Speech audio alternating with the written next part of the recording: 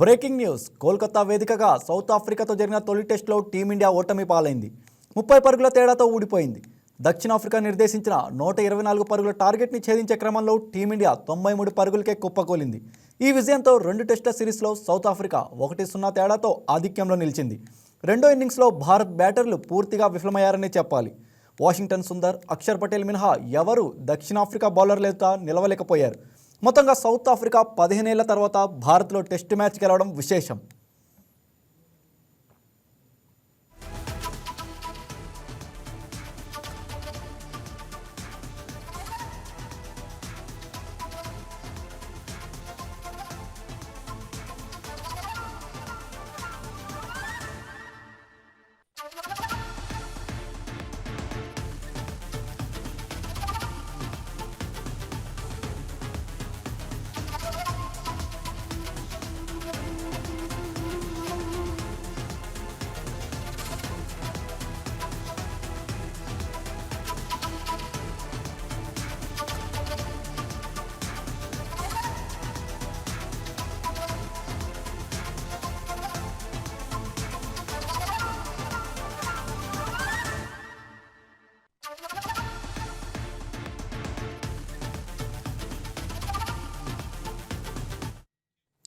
కోల్కతా వేదికగా సౌత్ ఆఫ్రికాతో జరిగిన తొలి టెస్టులో టీమిండియా ఓటమి పాలైంది.